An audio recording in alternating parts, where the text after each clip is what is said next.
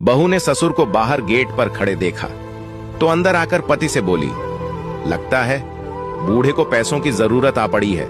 तभी मुंह उठाए बेटे के पास चला आया है। अपने पेट का गड्ढा तो भरता नहीं, अब घर वालों का कहां से भरोगे। पत्नी के जले कटे वचन सुनकर भी वह चुपचाप दरवाजा खोलने चला गया। पिता के झुककर पैर लगा तो उन्होंने हमेशा खुश रहो का आशीर्वाद दिया। पिता उसके साथ भीतर आते हुए बोले, बहुत कमजोर हो गया है, बीमार है क्या? वह बोला, नहीं बापू, मौसम बदल रहा है ना, इसलिए थोड़ा वजन कम हो गया है। फिर उसने कमरे से खटिया निकालकर छोटे से चौक में रख दी। बापू खाट पर बैठकर इधर उधर देखने लगा। फिर बोला, बच्चे स्कूल गए होंगे शायद?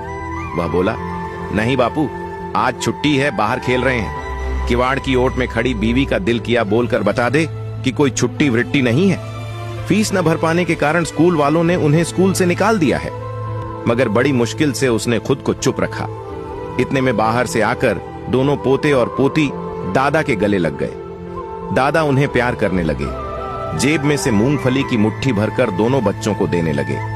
बच्चों के शरीर पर पुराने और टांके लगाए हुए कपड़े देखकर बाप से बेटे की हालत छुपी न रह सकी। बाप पढ़ा लिखा नहीं था, मगर आंखों से दुनिया देखी थी। वह सब समझ रहा था। बहू चाय बना लाई थी। ससुर पहला घूंट भरते ही समझ गया कि ये नेचुरल दूध तो बिल्कुल नहीं है। बेस्वाद चाय के 2 घूंट भरकर बाकी बची चाय कप में ही छोड़ दी और कप को खाट से नीचे रख दिया। फिर बेटे को पास बुलाया तो वह घबराता हुआ सा बाप के पास आकर जमीन पर ही बैठ गया। मन से आशंकित था कि बापू पैसे ना मांग ले। न बच्चों की फीस भर पाया था, न बिजली का बिल, न पत्नी की दवाइयों के लिए पैसे जुटा पा रहा था। 3 महीने का मकान का किराया भी बाकी चल रहा था।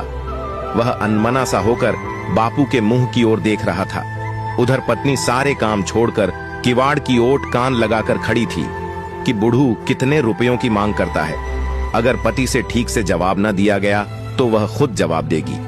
कुछ देर सोचकर बापू बोला, इस बखत काम का बहुत लोड है, मजदूर भी महंगे हो गए हैं, इसलिए टाइम नहीं है।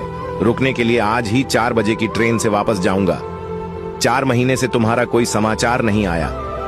तुम्हारी मां को बहुत फिक्र हो रही थी, इसलिए उसने मुझे जबरदस्ती यहां भेजा है। मैं तुम्हारा बाप हूं, मुझे मालूम है जब तुम परेशान होते हो तभी ऐसा करते हो।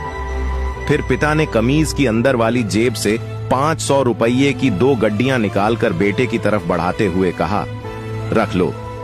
चने की फसल अच्छी गई थी, घर में किसी प्रकार की कमी नहीं है, सब मजे में है। मगर तुम बहुत कमजोर लग रहे हो, ढंग से खाया पिया करो। बच्चे भी कमजोर लग रहे हैं, उनका भी ख्याल रखा करो। बहू शायद बीमार है, उसे ढंग के हॉस्पिटल में दिखाओ। अगर शहर में तुम्हारा काम धंधा नहीं चल पा रहा है तो गांव लौट आओ। तुम्हारे बिना मेरा और तुम्हारी माँ का मन भी नहीं लगता। पोते पोतियों के बिना घर सुना सुना लगता है। बेटे को जैसे सांप सूंघ गया था, वह गर्दन उठा ही नहीं पा रहा था। उधर किवाड़ की ओट में बहू मुंह में साड़ी का पल्लू दबाकर रुलाई रोकने का प्रयास कर रही थी, मगर आंसुओं को वह नहीं रोक पाई। बाप बोला, क्या हुआ, ज्यादा बड़े हो गए हो क्या? पैसे ले लो। वह हड़बड़ाते हुए बोला, नहीं तो। फिर डरते डरते हाथ आगे बढ़ा दिया।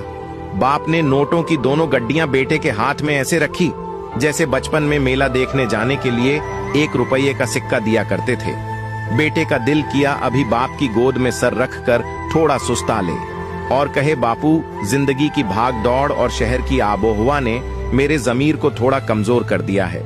दिन भर की मेहनत के बाद भी न खुद की जरूरतें पूरी कर पाता हूँ, न बीवी बच्चों की ख्वाहिशें। सचमुच मैं थक गया हूँ बापू। मगर उम्र के इस पड़ाव ने उसे ये भी न कहने दिया।